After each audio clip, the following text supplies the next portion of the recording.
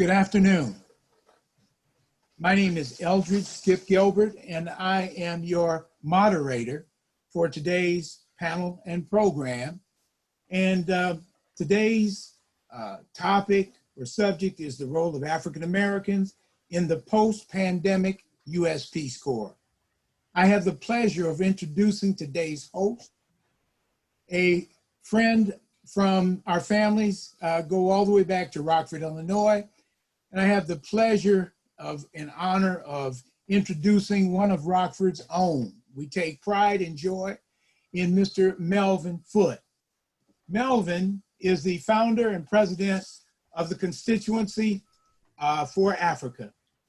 He has worked on African issues for more than 35 years, and he founded the CFA 25 years ago in Washington, D.C. And through CFA, he has created a network of organizations, groups, and individuals committed to the progress and empowerment of Africa and African people worldwide.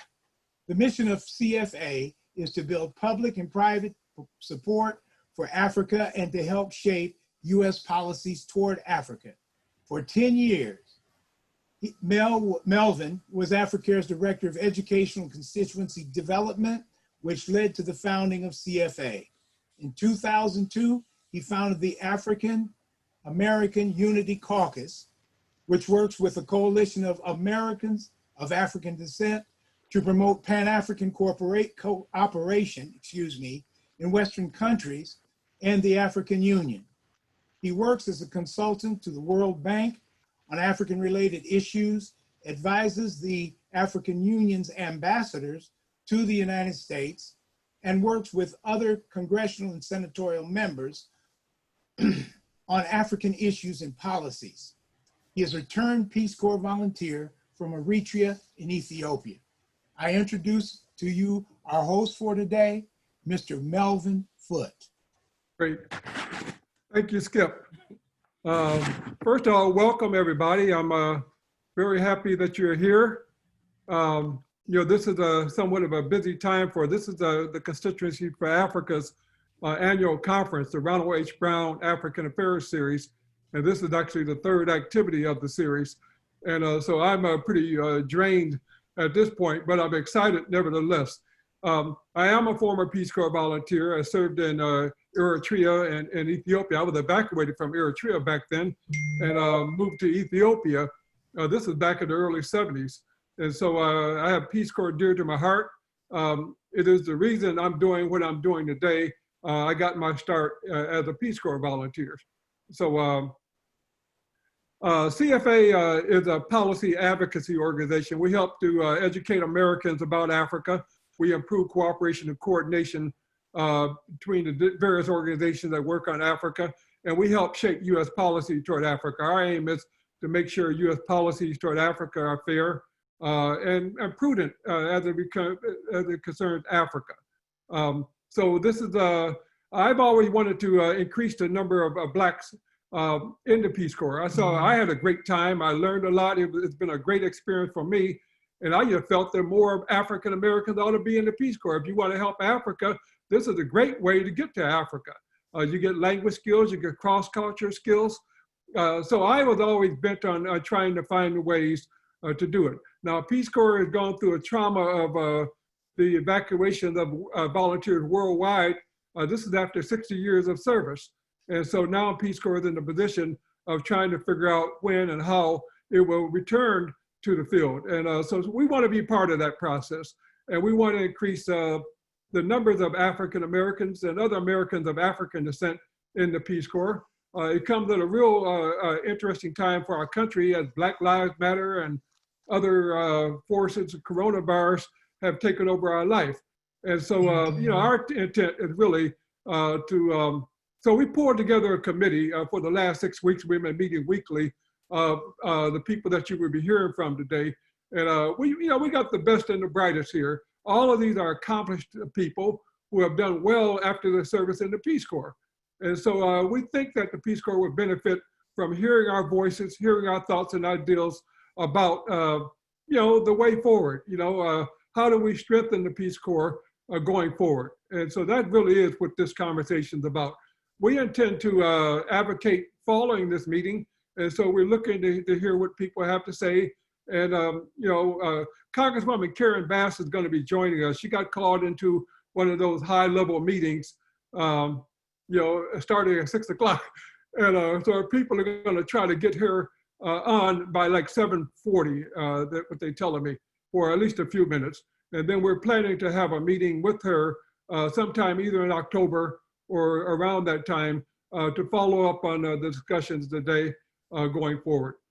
My task then is to introduce Dr. Darlene Grant, who has just been hired as a senior advisor to the Office of the Peace Corps Director. Dr. Grant works with agency leadership to increase and champion diverse staff and volunteer corps to increase inclusiveness, to remove barriers for underrepresented groups, and to create a more just, equitable Peace Corps. Dr. Grant worked as a professor of social work at the University of Texas at Austin for 18 years. She taught graduate and undergraduate courses in social justice, clinical practice, research methodology, and working with at-risk youth. She directed and funded research projects focusing on juvenile probation, teen pregnancy prevention, and the domestic violence experience of incarcerated women. Dr. Grant was named 2006 Social Worker of the Year by the National Association of Social Workers. That means she's very tough. I know those social workers, and in order to do that work, you got to bring a lot to the table, and she does. In 2009, Dr. Grant took a leave of absence to serve in Cambodia, to serve as a Peace Corps volunteer and as a TEFL teacher, English as a foreign language teacher and teacher trainer in 2012. She became a Peace Corps country director in Mongolia, and later served as country director in Kosovo. So without further ado, let's hear from Dr. Darlene Grant. Thank you so much. And you're smiling, so I'm assuming you can hear me. Thank you, Melvin. Thank you very much. You know what? I have actually opened a different document. Here we go.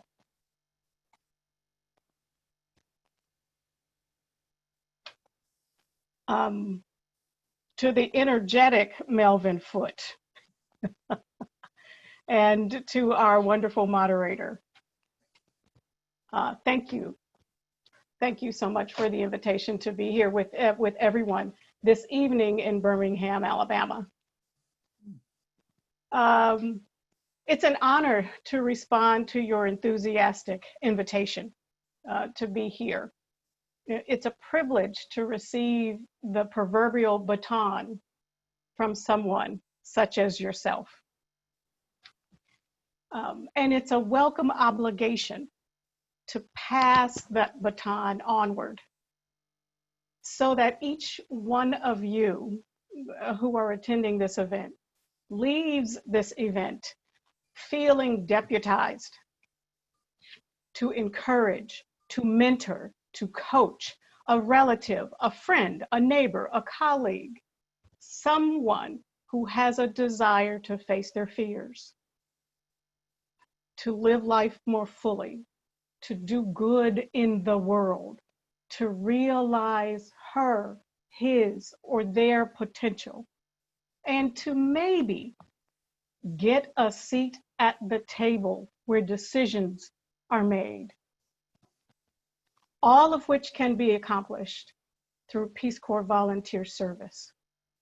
And the network, the connections, the friendships that are made that last a lifetime following service.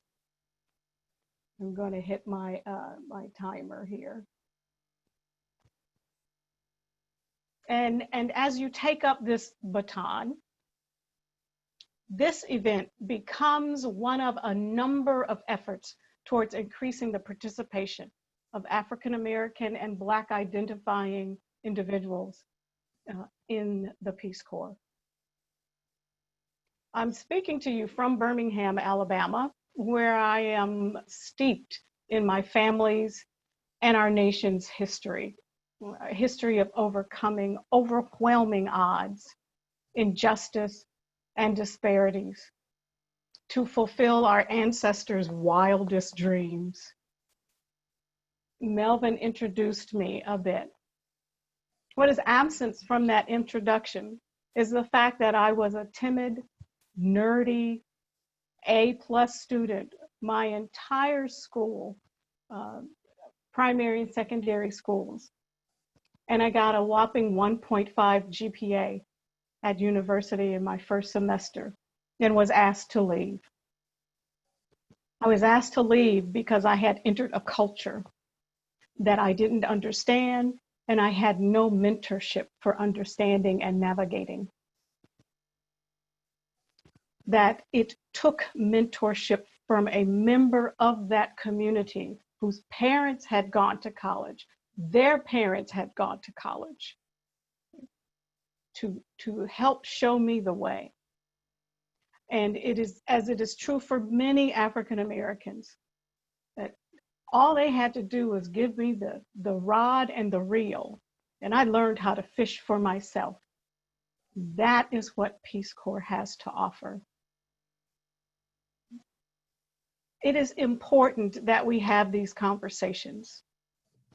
This is an important forum because African Americans offer a rich racial, cultural perspectives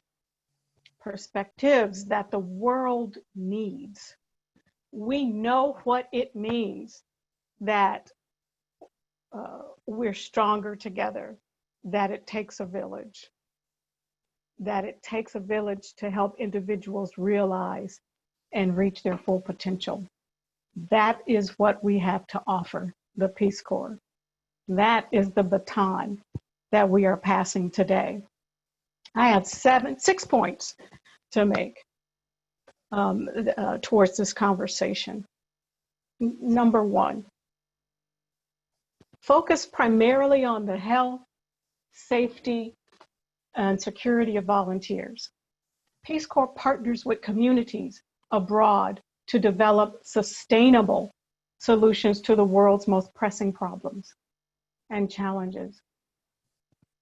It's critical to empower more African Americans and Black identifying individuals to drive the narrative of who they are.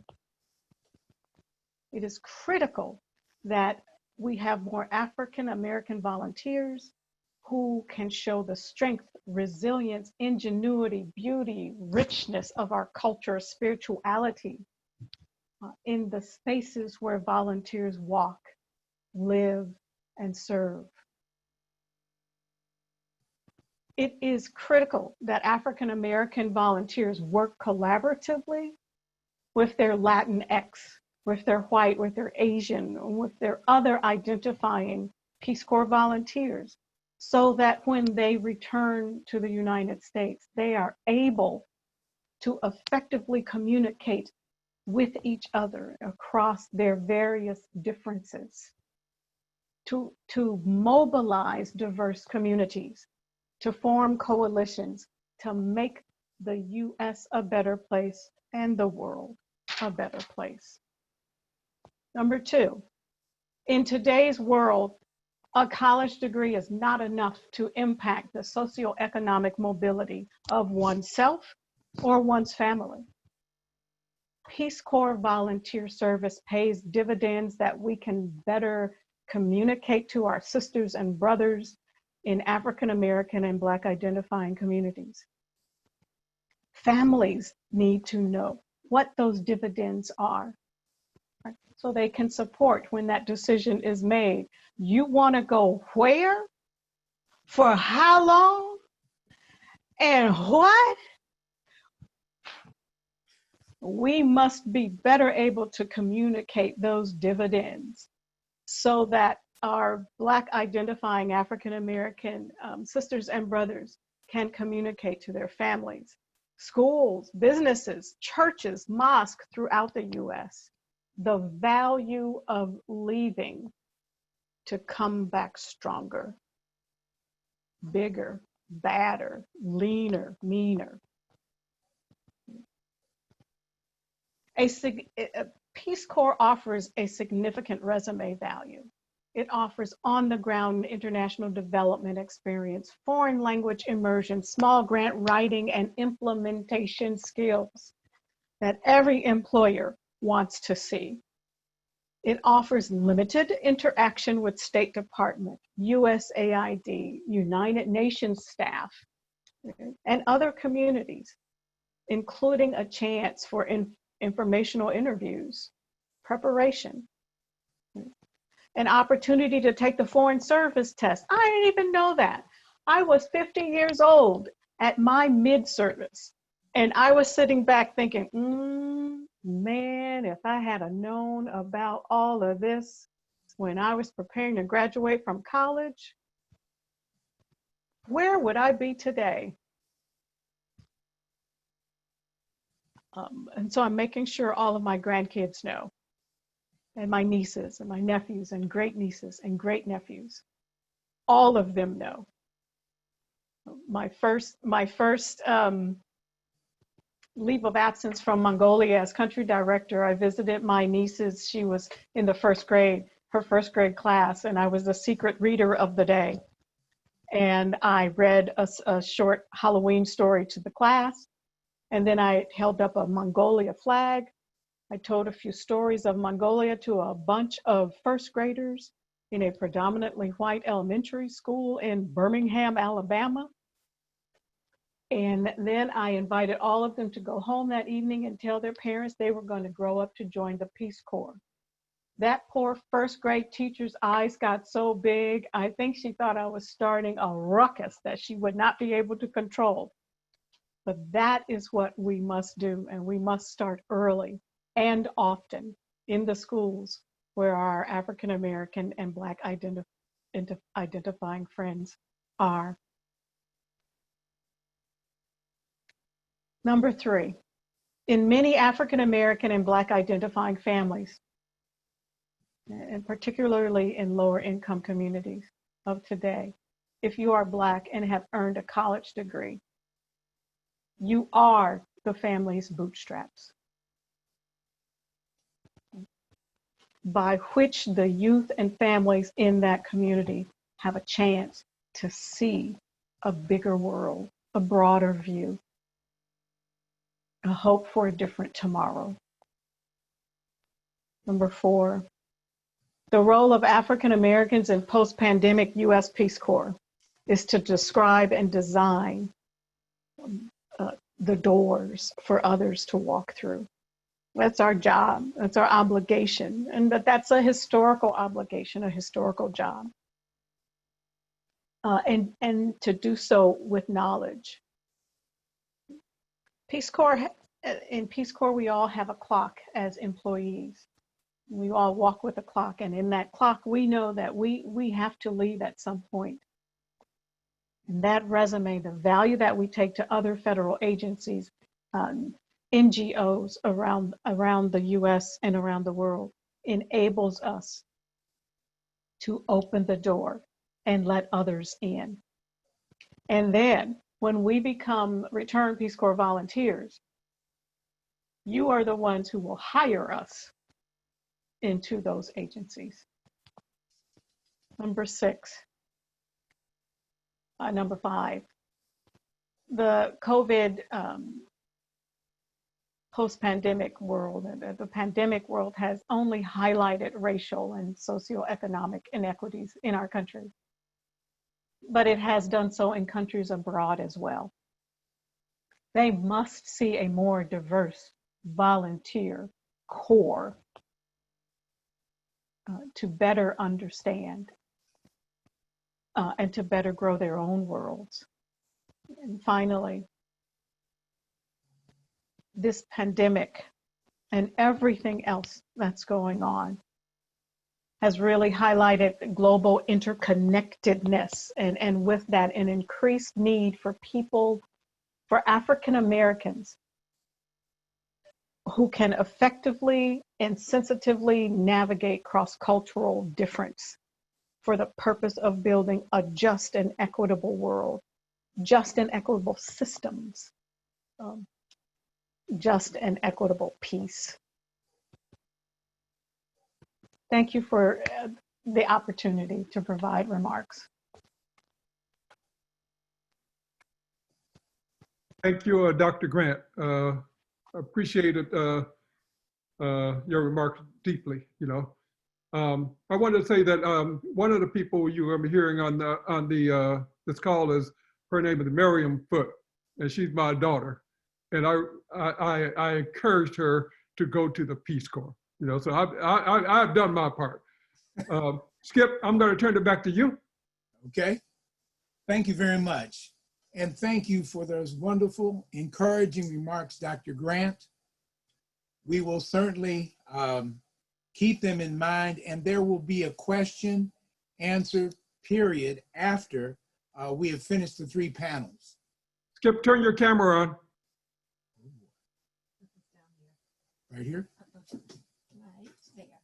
Okay. Okay. Dr. Grant, again, let me reiterate and say thank you very much for those wonderful, encouraging remarks. It's certainly in keeping with one of today's focal areas or focus areas, each one, reach one. Again, each one, reach one. And because of your wonderful presentation, I would like to add a little bit more to that.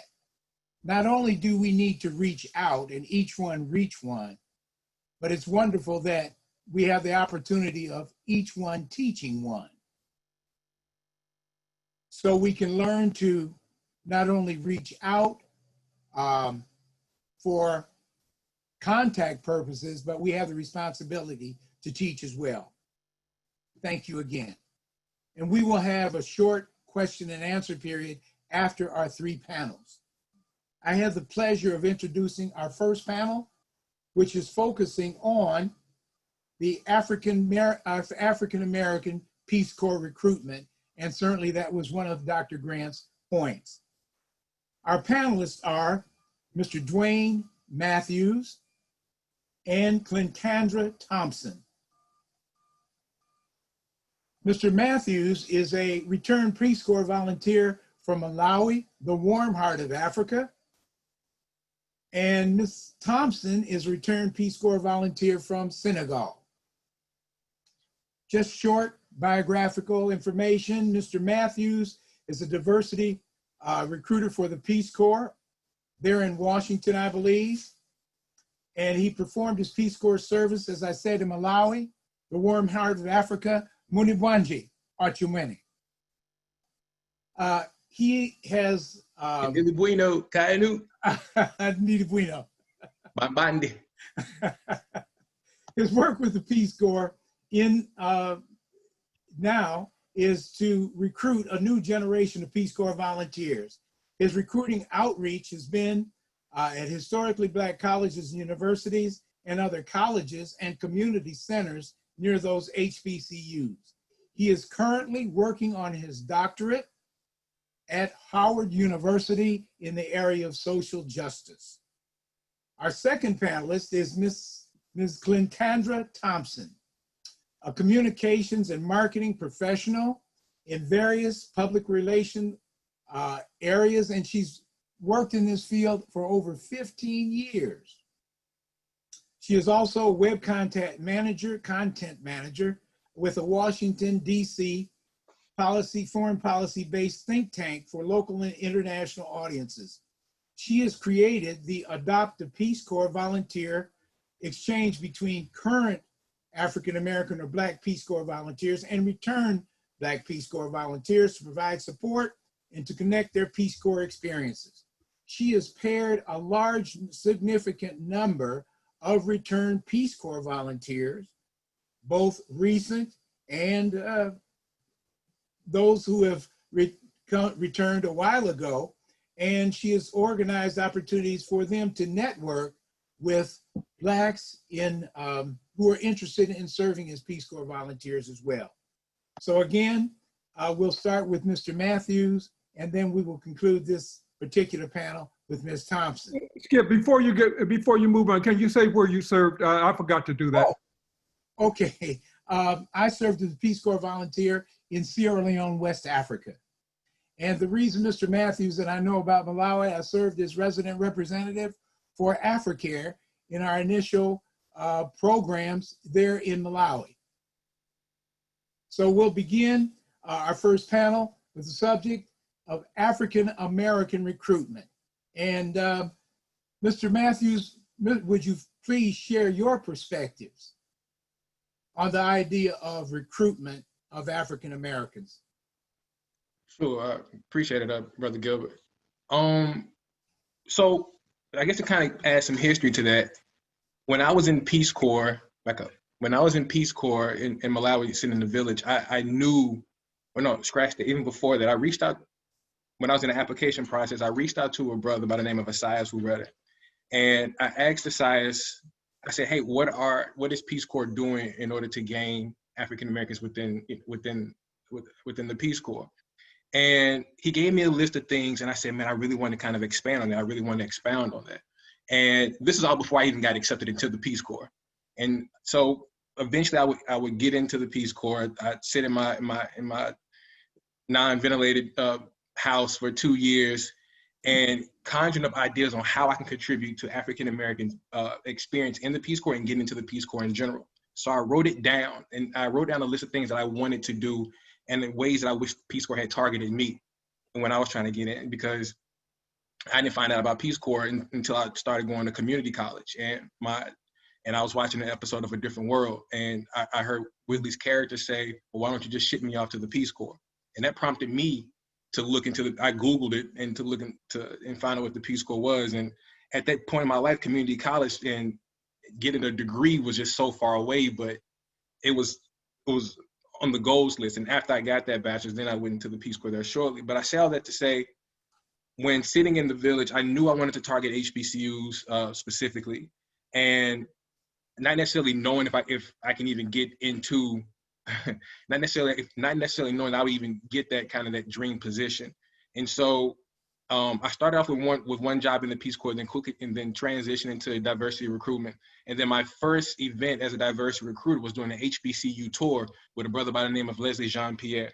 And through this HBCU tour, we traveled up and down the East Coast and the South Coast, targeting students. And then I was able from there to learn how to, I learned the game of how to recruit in Peace Corps. And I also understood some of the things that we needed to do in order to attract new volunteers. And so I kind of started to create this pipeline. And from there, I knew I wanted to kind of take it a different step. So one of my more, I guess, popular events was I did the HBCU barbershop tour. So we took it up another level. So with the intention of trying to recruit brothers to get into the Peace Corps, and this also even knowing what the Peace Corps is, we had 23 barbershops let us inside, and they gave me the platform for an hour and some change to talk about what the Peace Corps was. And the agency backed me up. They gave me funding. They gave me Peace Corps barbershop cakes. They gave me Peace Corps wave brushes.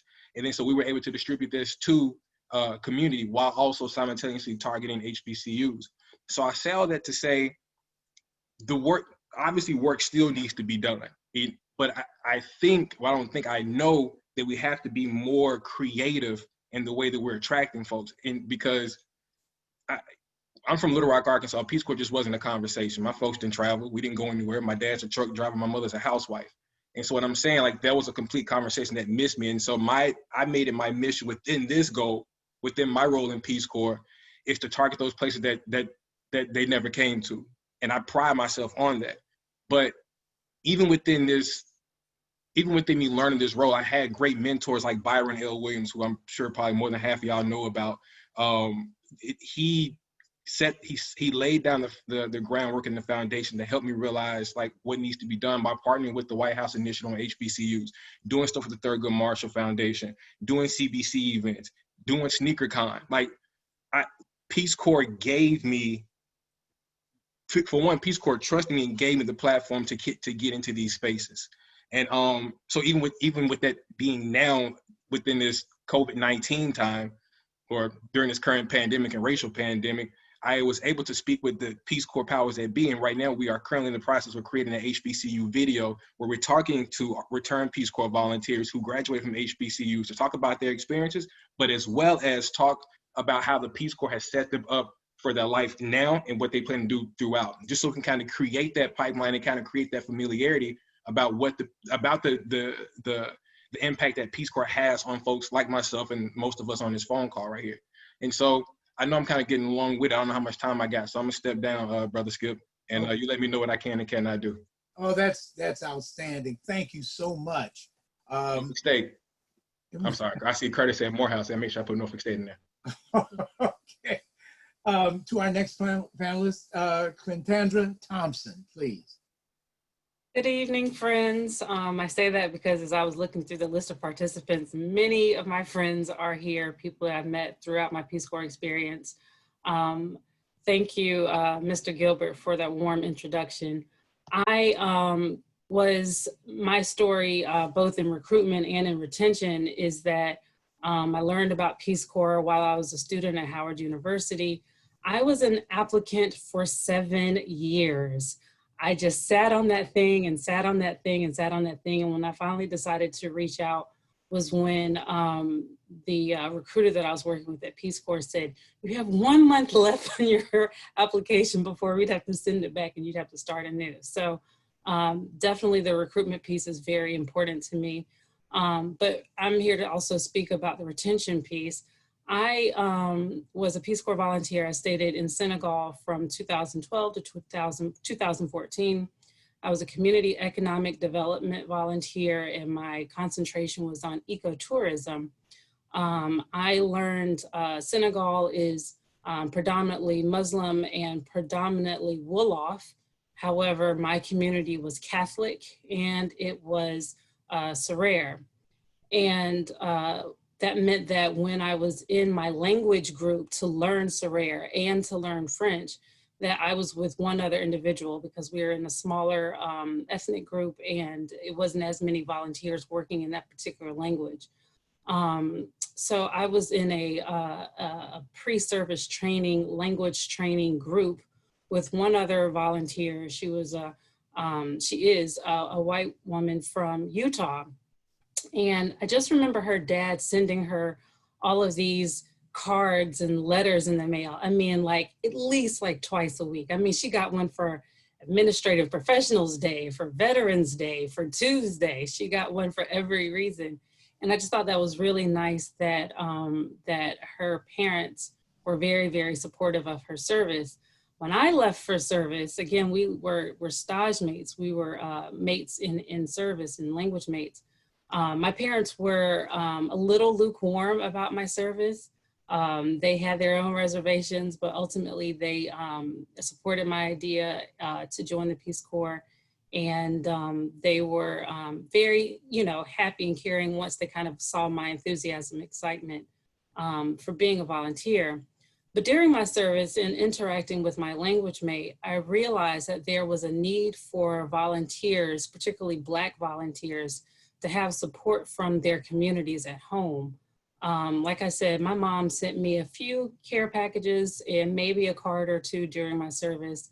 But when I saw the support that other volunteers had, that white volunteers typically have from their community, not just in the way of care packages, but maybe also in the way of visits, maybe also in the way of being sponsored trips to go to other places in Africa or West Africa or Europe or wherever, or perhaps just various different ways of support, whether it's even in social media, phone calls, things of that nature.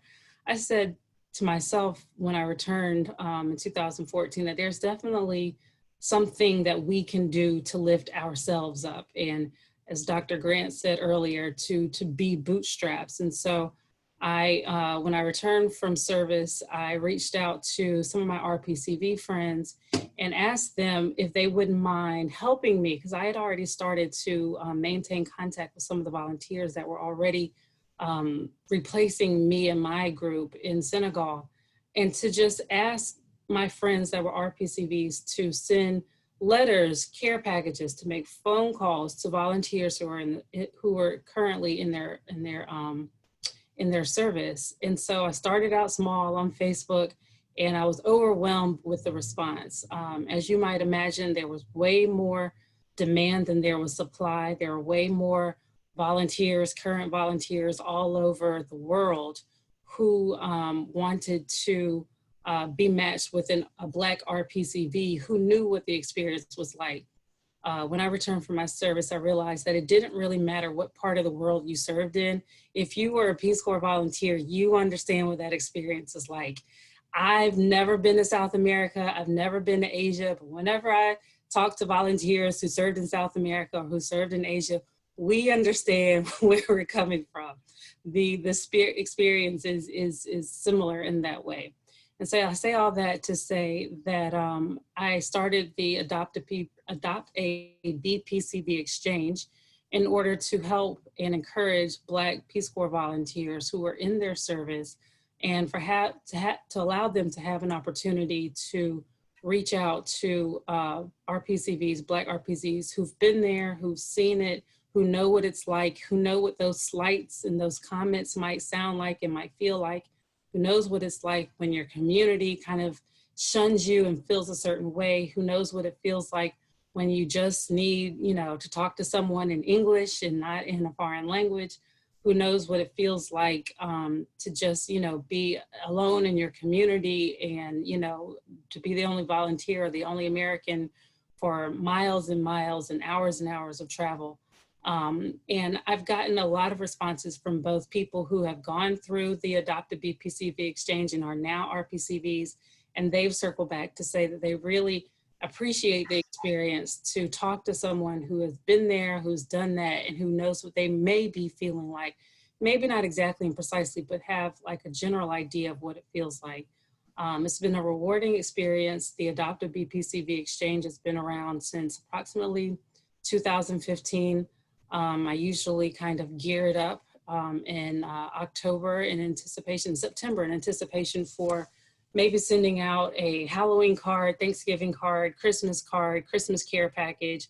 And I usually try to do the pairings between the current BPCVs and the returned BPCVs once, no more than twice a year. It's kind of a taxing process to kind of find matches for everyone. And as I said, there's always more demand than there is supply. So if you're an RPCV on the line, once Peace Corps gets started up again, I definitely encourage you, welcome you, ask you, beg you, plead you to please sign up to be matched at random with a volunteer, a Black volunteer that's currently serving. I promise you it's rewarding. I promise you that it's not much that's involved, maybe a phone call, maybe a Christmas card, maybe a care package. It's up to the RPCV what they do to kind of support the volunteer. But I promise you that it will be a rewarding experience. Thank you so much for the time and your listening. Oh, thank you very much. Our first two panelists are outstanding. I'm very impressed, and I would like to ask some questions, but again, we have to delay until the conclusion of the program for those questions. So please feel free to write down questions, and we should be able to address a few of them at the conclusion of this session. Our second panel is comprised of two individuals. Both of them happen to be from the Morehouse College. The first panelist I would like to introduce you to is one Mr. Harris Bostic II. Mr. Bostic is a strategic senior advisor for client services. He has worked with donors and social venture partners inside various domestic and global organizations in the areas of strategic growth and planning, community outreach, program leadership and development, philanthropy, and nonprofit administration. He has affected positive and social impact in locales from Atlanta to Zimbabwe in multiple public and private sector agencies and companies. Harris was the regional Peace Corps office director in the Western region, and I believe that was based in San Francisco, if I'm not mistaken. Yes. And he served on the board of the National Peace Corps Association. Harris is a returned Peace Corps volunteer from Guinea, and Guinea is just north of Sierra Leone. So again, we were neighbors. Our second panelist on this particular panel is Dr. Anthony Pinder. Dr. Pinder is the Associate Vice President of Academic Affairs for the Internationalization and Global Engagement at Emerson College, located in Boston, Massachusetts. He is responsible for managing and building on all of the college's international institutional operations throughout the globe, including over 15 institutional partnerships and agreements. His research and professional interests focus on the international components of higher education, including the internationalization of HBCUs. He served as a small enterprise developer in Ecuador, country director in Equatorial Guinea, and national director for minority recruitment with Peace Corps, Washington. Dr. Pinder is a returned Peace Corps volunteer from Ecuador. Our first presenter on the panel is Mr. Harris Bostic. And again, the subject is, why the Peace Corps? And what effects for professional development has that had on your lives? Harris, would you like to begin our discussion? Thanks for the introduction, Skip. I do appreciate it. Good day, all. I'm honored to be here today. After a decade of swimming in all things Peace Corps as a volunteer, as an agency employee, and as an MPCA board member, I came up for air and stayed ashore for a while. Now, as the waters again beckon for help with diversifying this 60-plus-year-old organization, I'm here and ready to dive back in. Following my graduation from Morehouse College in my hometown of Atlanta, I headed to an investment career in New York City. Quickly tiring of the fast lane in search of money and fame, I followed one of my best friends, who happens to be on this panel with me today, Dr. Anthony Tony Pinder, and also I joined the Peace Corps after him. He headed to South America, me to West Africa.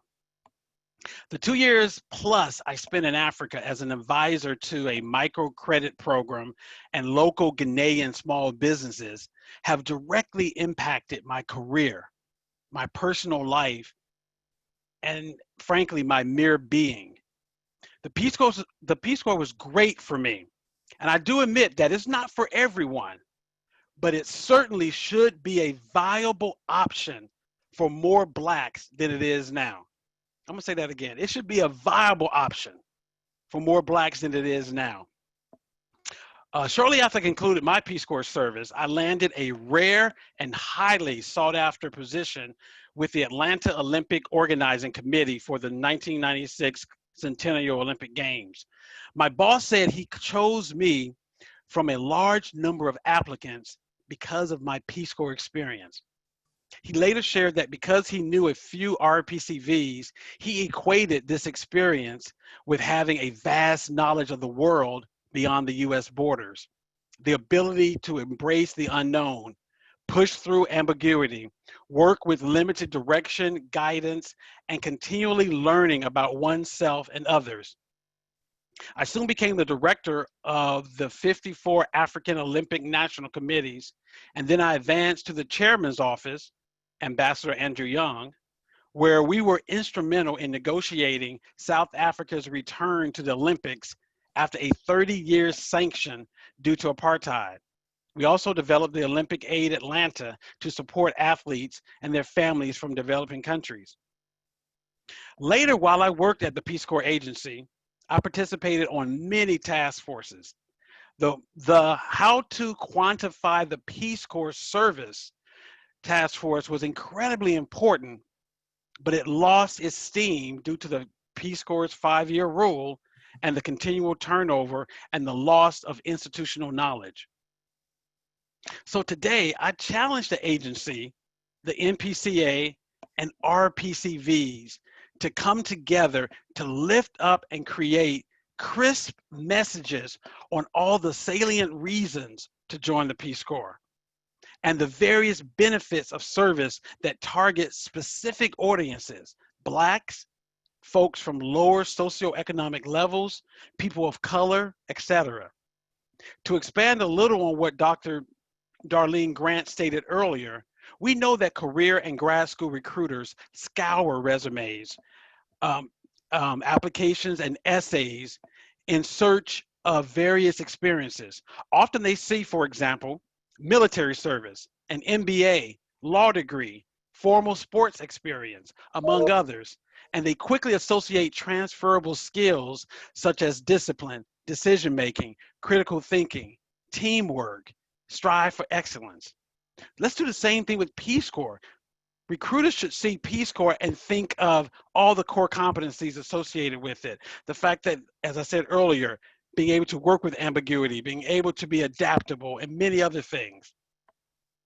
Another call to action for the agency is to consider the rebuilding of the Peace Corps to attract Blacks and those from lower socioeconomic levels who often just can't afford to join the Peace Corps. They have college loans, credit card debt, need to support their families back home. So unlike the military, the Peace Corps is unreachable and sometimes seemingly more suitable for whites and privileged individuals. Another challenge to Peace Corps is to allocate budgets to support those at lower socioeconomic levels so they can see Peace Corps as not only tenable, but a viable part of their career continuum. The need is to market and package Peace Corps service in such a way to attract specifically Blacks by lifting up the quantifiable benefits of Peace Corps service. In closing, the goal is for Peace Corps to assemble at the same table a group of both likely and unlikely allies to work towards identifying solid benefits of Peace Corps service, quantifying or translating them to understandable competencies, then market and package them into sellable traits and attributes that recruiters value and seek, especially among people of color and from diverse backgrounds. Just imagine what a group of RPCVs, business and community leaders, media, social scientists, academics, and change makers could accomplish by putting their heads together and brainstorming how the agency can not only quantify what it means to serve in the Peace Corps, but also give every PCV, future RPCV, and even parents the proof that their service mattered. I'll stop there. Thank you. Oh, thank you so much. And let us continue with Dr. Pinder. Hello, everyone. Well, I've learned after 30-something years, I don't follow Harris. I just continue. So he's been my best friend since freshman year of college. And so he's already given me some kudos as to how his even introduction to the Peace Corps began. So I just want to pick up on a point. And before I do that, I just want to thank Mel and CFA for coordinating this and linking us with Darlene Grant. I'm in love with you already. I heard a lot of wonderful things about you. And Mel for me is Uncle Mel.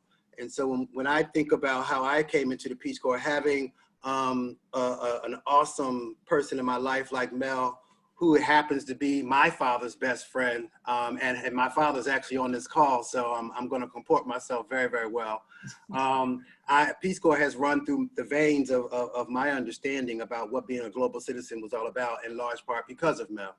And then I also just want to shout out Aaron Williams. Aaron Williams and I have met years and years ago, but I see that he's on this call, and there are so many stakeholders. And so this is like really kind of like a homecoming, if you will. And I see all the HBCU references. I have to turn the comments off because I feel like I'm in the shade room and I got to comment and whatever, but I got to focus, right? And so I'm trying to make light, but I'm trying to also create a very home environment because this is a conversation for us, by us, coordinated by us, and specifically strategically about how to improve our experiences in the Peace Corps. What has already been identified in my bio is for those that have been around Peace Corps, I am a retread, as is Dr. Grant and others. I started out as a volunteer, came back to the agency as a country director in Central Africa and Equatorial Guinea, opened and closed. I think I'm the only country director, Dr. Grant, that can say they have opened a program and closed it down in one tenure, and then came back to Washington as the national director for minority recruitment. I want to speak about representation. I don't think I can follow Harris because as being a regional director for recruitment for us out in San Francisco, he knows better about quantifying the experience. And Dr. Grant spoke about that, as did some of the panelists as well that preceded our panel. I want to talk about what it was like to work inside the organization. and at a time that I feel there's some pros and cons of a 5-year rule, but I think it was an awesome 5 years because I think it was a period of time where there was a lot going on in the world. There was a lot going on with these same conversations, increasing inclusiveness within the agency, removing barriers for underrepresented communities, and creating a more just and equitable Peace Corps. We have always been concerned with that, whether there was an office for that, or whether there was a particular targeted recruiter for that, or any special advisor to director. I think all of us represent a very consistent interest in those 3 themes, right? But what was different about the snapshot of time that I think I can speak to as the then director for Minority National Recruitments, we had 11 regional recruitment offices across the country in the 90s. And those recruiting offices, as some of you will remember, were responsible for 5 and 6, 7 states and the recruitment for those areas. And being the national director of minority recruitment at that particular time was seen as a very senior position. I had direct reports in each of those 11 regional offices. I had hiring authority, and I leveraged that authority and hired my best friend because I couldn't think of anyone else who would go out to West and recruit and have the intentionality behind recruiting students of color, volunteers of color into this experience. And not only hires, but we had of the 11 regional recruiting officers at that time, recruiting directors at that time, half of those were people of color and women. And that was intentional. And so when I reference this and connect this and align this with the subject of representation within the agency, it's not just enough to be concerned about increasing numbers, but what are we going to do when we get them in the pipeline, right? And all throughout the agency, from Chuck Bakay, who was our deputy director of the agency under Mark Garin at that time, who had recently left the White House, diversity was a very serious thing. And we were free to be creative and innovative about how we thought about that and how that would manifest throughout this particular agency. And we did things in the Office of Minority Recruitment, like the very first thing that I was able to do and was advocated and supported on was to change the name of minority recruitment. So there was also another first. In a very short period of time, and probably the only period, I negotiated for the office to be changed from the Office of Minority or Diversity Recruitment to the Office of Minority and National Recruitment Initiatives. And I was given some of the university programs as well. And this gets back to what Dr. Grant was saying and what Harris was underscoring. You gotta have tools in your toolkit. We gotta send these recruiters out there to where we are, first of all, and speak about Peace Corps in a way that it resonates alongside other decisions that Black folks are considering when they're fresh out of college, or if they're like Dr. Grant, leaving a career after so long a period of time. What is in it for them, right? And what are the other things that you can offer me? I get that my global competence is gonna be off the chart, but what else, right? And so that's one of the things that we decided very early on in my tenure, is that I did not, first of all, I think being ambitious, I did not want to just be the diversity guy for the agency. I wanted to have a little bit more weight. I needed to have a little bit more juice among my own communities as I moved around the country and helped manage these 11 regional recruiting officers, and also work with our minority recruitment, sort of strategists, if you will. We call them minority recruitment strategic initiative recruiters or something crazy and acronym-ish as we do in Peace Corps. And Leslie, I heard Leslie Jean-Pierre mention, he was also one of our folks in that day. God, I'm old. Harris, you're old too. But these were things that we did with intentionality because we were at the table, and these were natural conversations. I have worked in other spaces where the robustness of the folks in leadership positions have been absent. And it's very awkward to try to bring up questions and conversations and strategies that benefit a particular community when certain people aren't at the table. And I think at the time of that period of time, we were able to go into the HBCUs and negotiate really awesome big events, not just for minority recruitment, but big events for the agency. C.D. Glenn will follow at some point in this program, and he will tell you he was the very first group of volunteers that we ever sent to South Africa, and that was on my watch. And we did a very dramatic, I got a lot of side eyes from a lot of higher ups in Peace Corps, but we did a very dramatic send-off in Atlanta at Morehouse College and also at Emory at the Carter Center. And we had Jimmy Carter and the Ambassador Son, who was the then ambassador for South Africa. And we sent that group of CD and his colleagues off to South Africa. that kind of leverage and that kind of notoriety just filtered down in so many different aspects of the agency. And so representation, I think, is important as well, supporting diversity at the country director level too. So as we talk today about recruitment and increasing the recruitment of more minorities of color or people of color, or Black folks in particular, into the agency, what happens when they get in country? Will they be supported? Will there be advocacy for the difference that they bring and for the ingenuity and all the wonderful things that, that make their experiences so rich, but also they make their experiences rich for so many other people that are alongside of them experiencing it as well, right? And we thought about those things. So in closing, just a call to action, as Harris has said, is let's get back to the intentionality. And let's not just sort of be myopic and think that the conversation around inclusiveness and inclusive excellence stems from getting a pipeline of diverse applicants and volunteers into the pool, but let's look at what it takes to support them and for their successful completion of the volunteer experience as well as leadership positions within the agency as well. I think the thing that we need to think about, as Harris said, was what is the Peace Corps now that we need? This conversation is not a new one. And we've talked about the awkwardness of a 5-year rule. The fact that on this very call, we have so many stakeholders that could tell as many stories as I could in the panels to follow me. But why is there a gap that as one of the few minority directors of Peace Corps, country director, and so forth, I have never gotten a call from Peace Corps. And I was so excited when Mel called me and asked me would I participate in this dialogue. Even though I have leveraged the awesome experience that Peace Corps was into a career in higher ed and in other areas. But we should know who each others are, and we should know the strengths, and we should know the resources that we possess so that another person following Dr. Grant does not have to start from scratch trying to identify resources and stakeholders out in the community on this particular subject. We should not have to revisit this topic again. And I will yield my time. Oh, thank you so much. You all have contributed greatly to this discussion. One historical footnote, if I may, Melvin. I also had a wonderful Peace Corps experience. And from that time until now, Dr. Grant, we've only had 2 African-American Peace Corps directors in the history of Peace Corps. One, Dr. Carolyn Payton, and the other person who is on this call is Aaron Williams. Now, Aaron Williams and I worked in that, what I would say, the first initial thrust for an Office of Minority Recruitment under the leadership of one C. Payne Lucas. Dr. Lucas, Mr. Lucas rather, and the late Dr. Joseph Kennedy were personal mentors to myself and certainly others, among them Aaron Williams. And we cannot continue this discussion without mentioning them and the legacy that they have provided for us all.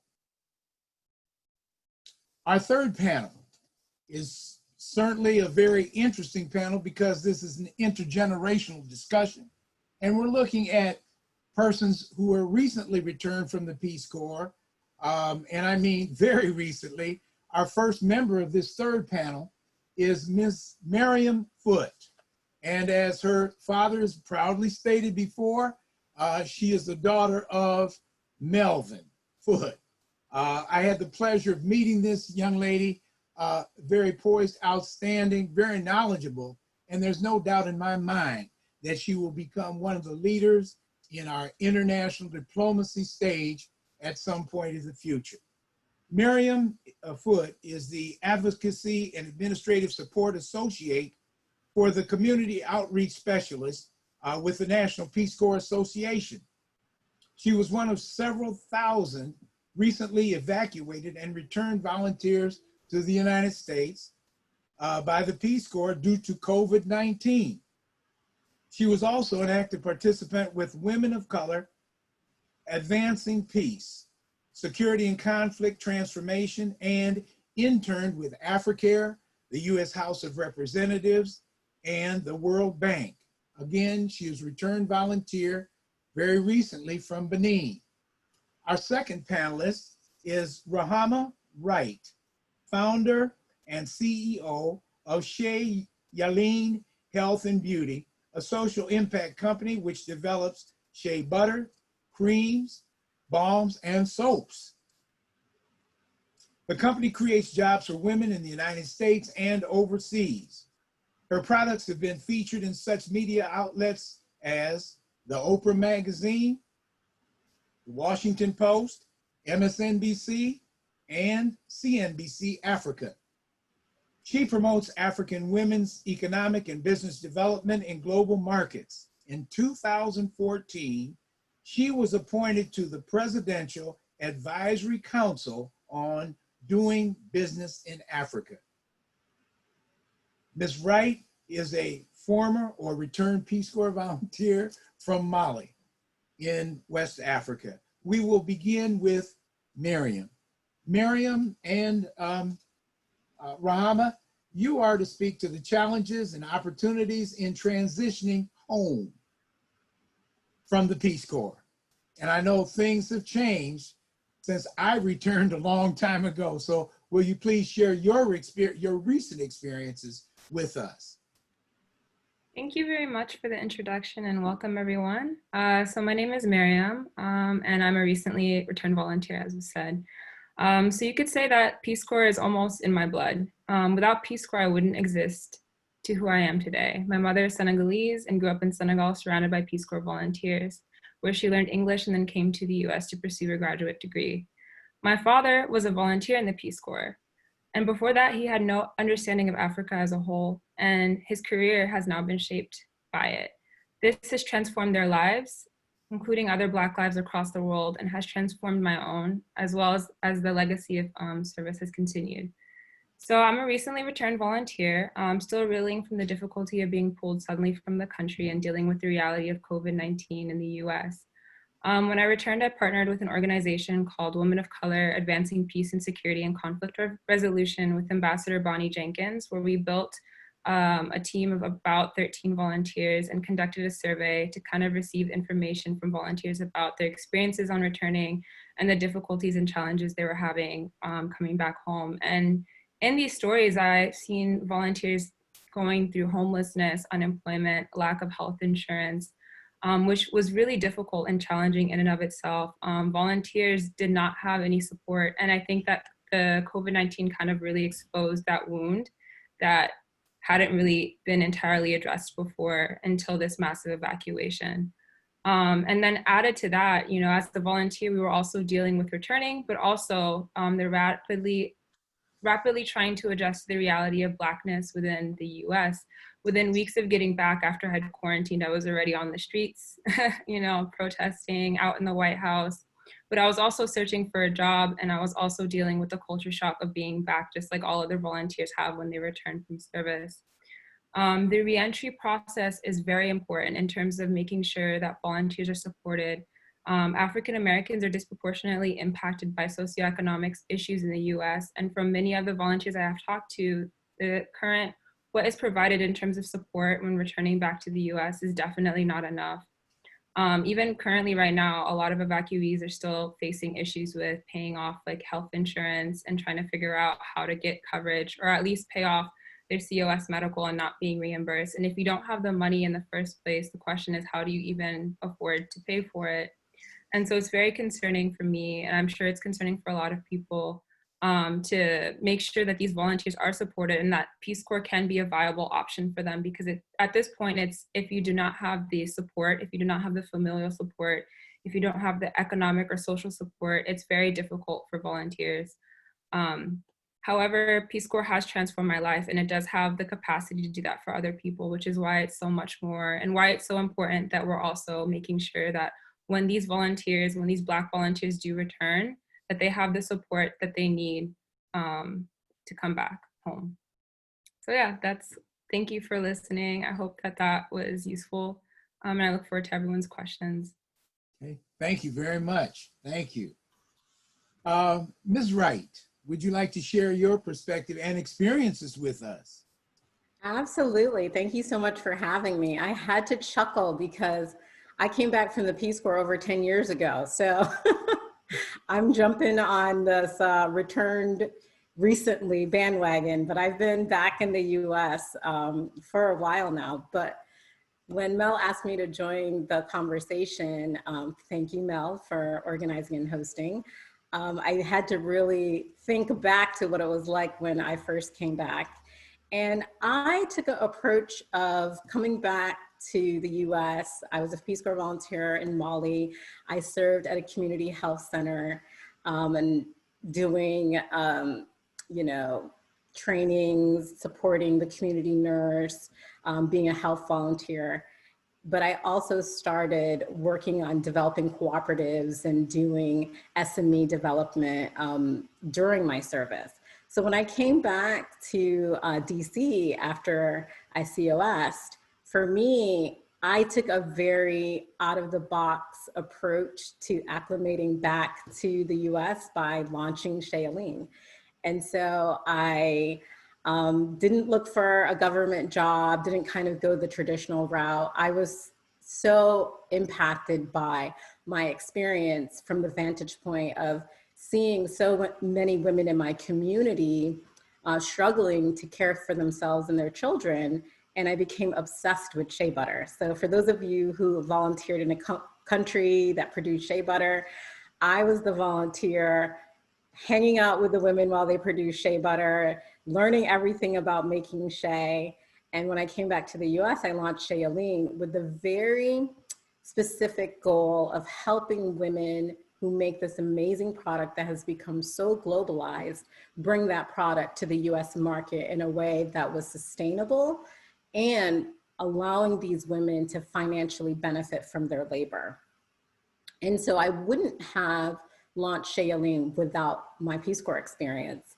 Like Miriam, I am the product of Peace Corps. My parents met when my dad did the Peace Corps in Burkina Faso in the 70s. Grew up in upstate New York, but grew up in a family where I knew in high school I would do Peace Corps. So for me, I always knew I would do Peace Corps, but I did not really know the impact it would have on my life from the vantage point of changing everything I thought about the continent, changing everything I thought about Africa, changing everything I thought about people who lived in rural communities. And one of the things that really stayed with me was this very strong belief that a lot of people in my community were experiencing what they were experiencing because of global, social, economic, political issues. It wasn't just because they lived in this village in Africa. There are a lot of issues that were preventing my community members and people that I served with in my village from being able to live at a higher standard. And a lot of those issues were things that were outside of their control. So that really impacted me. It really did. I felt as a Peace Corps volunteer that there had to be something more I could do besides just serving for 2 years. And so when I came back from my service, I started Shailene with my Peace Corps readjustment allowance. You know, at that time it was like around $6,000. I don't know what it is now. I knew nothing about starting a business, starting an organization. And over the years, it's been this huge roller coaster up and down ride of, you know, trying, failing, trying again, failing, trying again, failing again. And through that process, I think what I would say when we're looking at how do we navigate where Peace Corps is right now in the history of Peace Corps, one thing that I think is so important is we have been given certain tools and experiences knowledge from our experiences as Peace Corps volunteers that we can utilize to really make sustained long-term impact in the communities that we served in. So that's one thing that I got from my experience that helped with acclimating back to the US. It was really taking the experience, focusing the energy and developing something that would have a long-term effect on the communities that I worked with, served with, etc.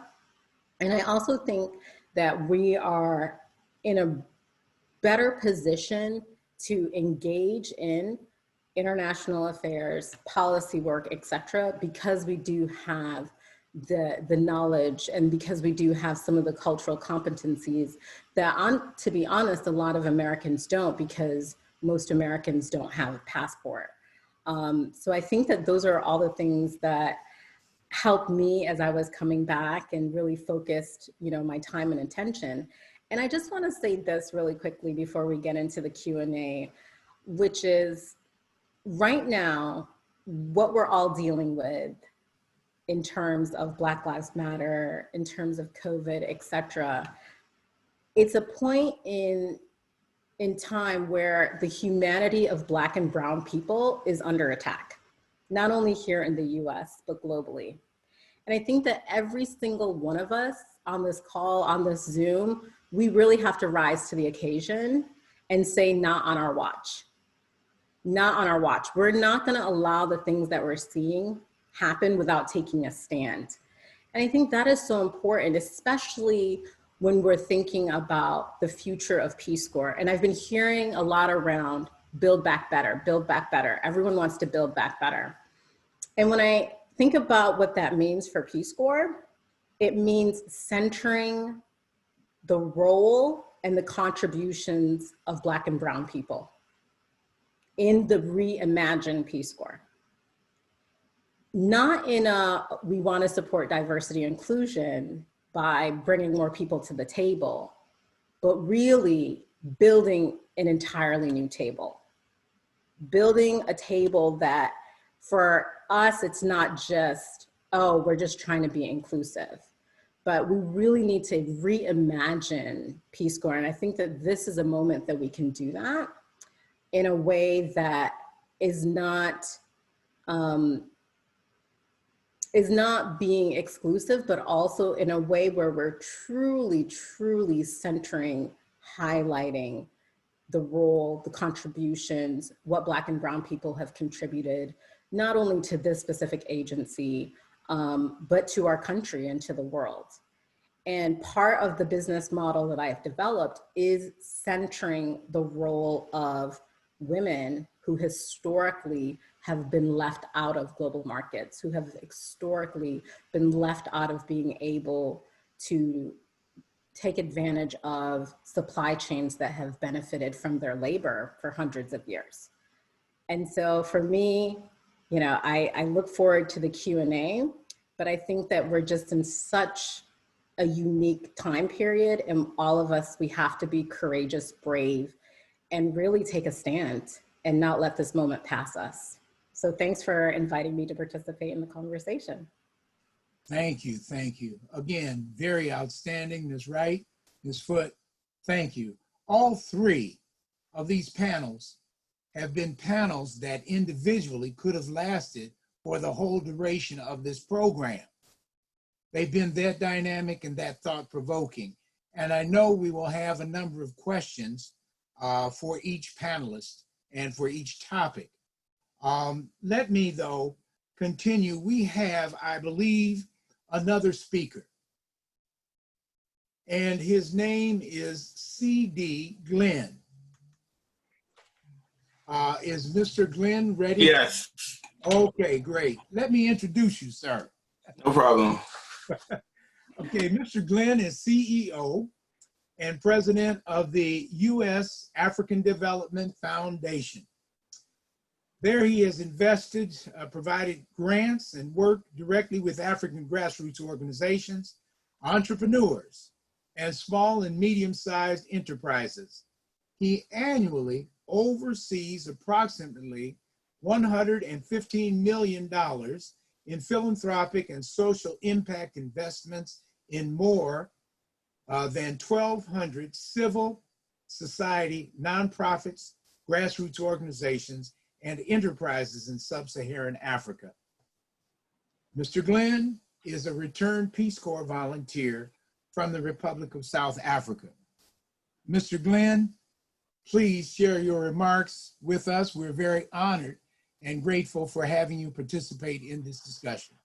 Thank you, Mr. Gilbert. Before I say anything, I want to acknowledge and give thanks to Mel Foote Uncle Mel, as Tony appropriately recalled him. This is a actual program, but it's really a family reunion. As I look at the names coming up on the chat, as I look at all the pictures, it literally is a family reunion. And when Mel and I talked about participating, we talked about participating in, let's just say, my professional capacity, if you will.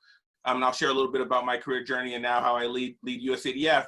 But I'm going to throw out, just given the conversation that we've had and the realities around this conversation, I'm throwing out the prepared notes and talking points, and really want to share some perspectives that build on what we've heard from, you know, people who I literally consider big brothers and uncles, and those who have helped shape and make my career to date. So the thought that comes to mind for me, that's really in my mind, is that this is a for us, by us conversation, but it really is about Ubuntu.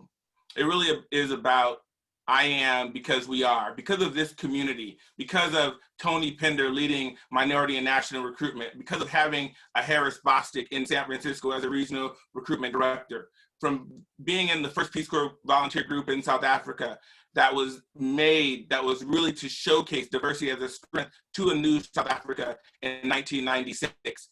And that group consisting of 32 volunteers, but 4 African Americans, 4 Latinx, people identified as Latinx, 5 people over the age of 55, 5 Asian Americans. I mean, it literally was diversity as a strength, showcasing to a new South Africa, and being a part of that, and having a leader such as Earl Yates, an African American leader, as our country director, and arriving in country and being greeted by and interacting with the mission director to South Africa, the ambassador to South Africa being African American men, the mission director being Aaron Williams, who I later served under in the Peace Corps, and Ambassador James Joseph as the ambassador. So just the dynamism of all of that just has me in a mindset of really about Ubuntu, really about everything that I am. It's all coming together in this conversation. Everything that I've done in my career is coming together in this conversation, and the people that I see on this Zoom call. So I'm just feeling really humbled, appreciative.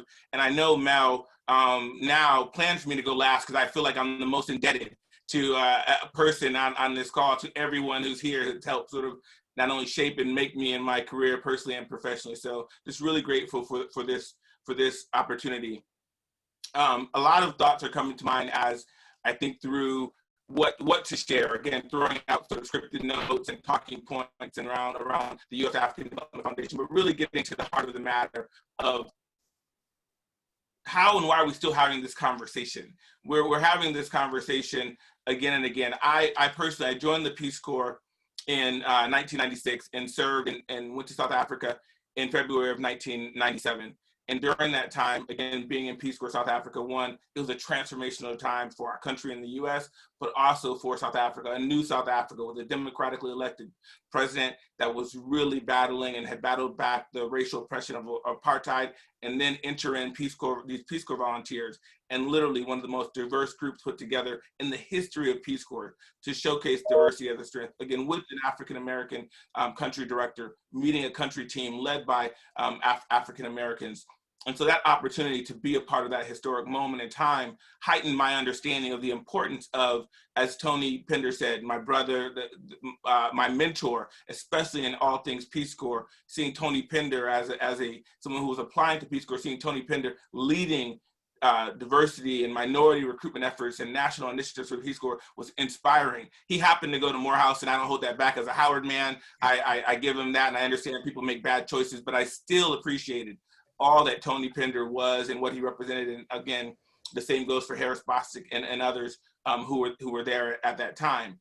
But going to South Africa during the time that we did was really an opportunity to the first point I want to make, and that's to really showcase America's diversity, America as a strength, but also the America that we all are. And that showcasing was really important to a new South Africa, to see how people of different, the web of America and people of different backgrounds coming together for a cause. That representation was really, really important. And it's important now more than ever. And I just want to make that point that was made around representation is critical. If we think about what the Peace Corps is as a pipeline, that Peace Corps volunteers go on to do many things, and my career and life's work is a testament to that. We go on to have many different jobs and many different avenues, but that entry point into Peace Corps opens up the world to us, and it also opens up real opportunities. But if we as people of color, as African Americans, are not part of that, the rest of it doesn't happen. So right now, as we're looking at foreign assistance and national security and diversity in all its forms and fashions in national security and foreign assistance, right now 189 Americans are serving as U.S. ambassadors. 189. Of that 189, 7 are people of color. You have 3 African Americans and 4 people who identify as Latinx. So 7 out of 189 ambassadors. But many ambassadors, where did they start their careers? Many people in the State Department and Foreign Service, where do they start their careers? It's in the Peace Corps. And so if we're not in the pipeline, if we're not being recruited by people like Dwayne, if we're not being supported by people like the great new leader of Peace Corps, Dr. Grant, then we're not going to get in the game. And so that showcasing that representation is really important, but also that we're supported as we do enter into the Peace Corps, because sometimes we do enter communities where it's a challenge to be an American, and it's a challenge to be the kind of Americans that African Americans are, to bring diversity to those communities. And so the recruitment drive is important, but the supporting volunteers during their service is equally as important as well. And it was mentioned, the health and safety and security of the volunteers. So I was a Peace Corps volunteer in South Africa, and I knew, coming from a diverse group that was a mosaic of America, that when I got back, I said, one of the things I want to do, and I was inspired by Tony Pinder and others, that I want to be a part of recruiting the next generation of Peace Corps volunteers. That's the job that I want. And my sister used to say, when I did end up becoming a recruiter at Peace Corps and then became a diversity recruitment specialist, she used to say that my job was to help people's dreams come true, because people dream about going to the Peace Corps. And I was able to sort of make that happen for a number of people. But there was some key aspects to making dreams come true for a number of people who hadn't been aware of the Peace Corps. So we did have extra efforts. There was a full court press at the agency in the mid-90s, the late 90s, the early 2000s, to really get out there in every regional office, in every form of facet, to look at recruiting diverse volunteers. And this was beyond race and ethnicity. This was with ability. This was people over the age of 50. But there was a real intentionality with the efforts. And as Harris Bostic mentioned, we lost some of those initiatives because they were never institutionalized. And so I think there's intentionality is the word of the day, but also institutionalizing these initiatives are really important as well, because we are having some of the same conversations that we had when I was a Peace Corps volunteer, when I was a Peace Corps recruiter in 1999. I was at headquarters. I was a volunteer from 97 to 99. I came back to headquarters from 99 to 2004. I was at headquarters, was a regional recruiter, was a diversity recruitment specialist, and then worked in Peace Corps marketing and press office and communications on the 8th floor for Director Gaddy Vasquez. So a great amount of time was spent showcasing diverse volunteers and showing the representation, but also not only showcasing, but telling the story, as was mentioned, about what does it mean to be a Peace Corps volunteer and what does it give you. This was a hard pill to swallow for a number of Peace Corps volunteers and those of us in our PCVs, because it felt like, well, we're selling the benefits of Peace Corps. Well, this is supposed to be altruistic. This is supposed to be adventure. This is supposed to be giving of yourself. Yes, it is that,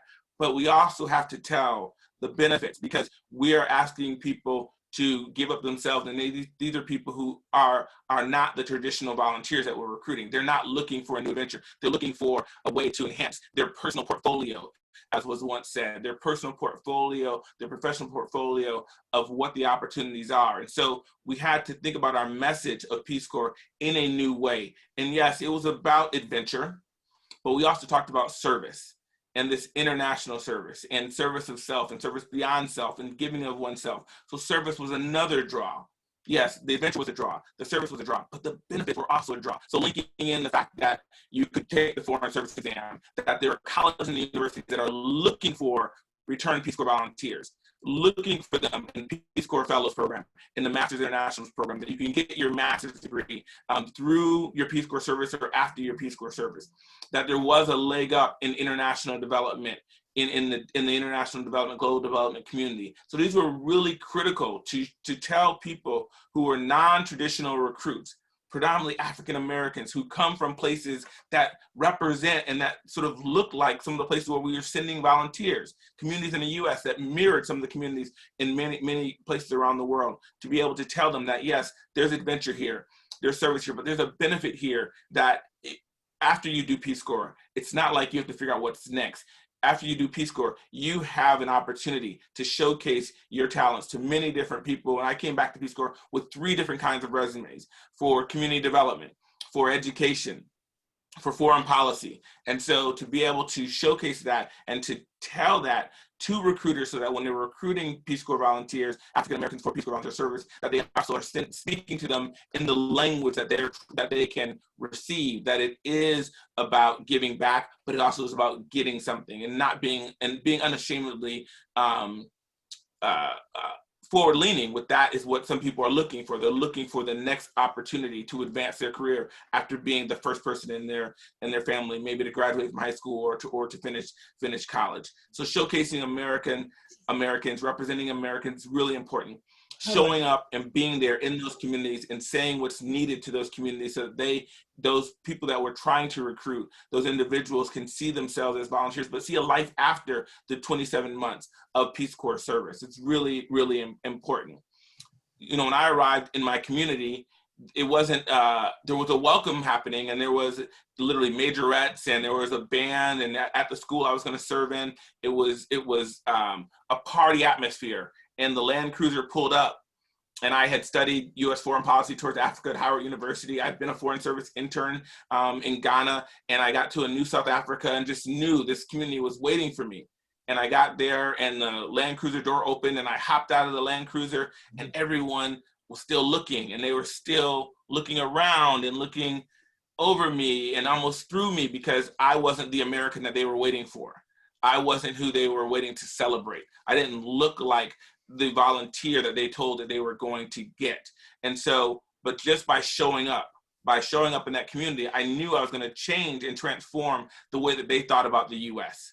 By my first day in my community, I took it as a challenge to myself and to my reason for being there, that I was going to not only have them appreciate the fact that I had arrived in that community, but to teach them more about the United States than they had seen on TV, and the kind of volunteers and Americans that they were looking for and waiting for. So this is an opportunity for us as people of color, as African Americans, to show up, to represent. But we also have to really not be afraid to tell those who are looking for this opportunity what's in it for them. Let's be really clear, what's in it for them? What does the Peace Corps really give you? And so that's where I think Harris nailed it with the impact. Let's literally try to measure the impact of what it does mean to have served in the Peace Corps. I can say this.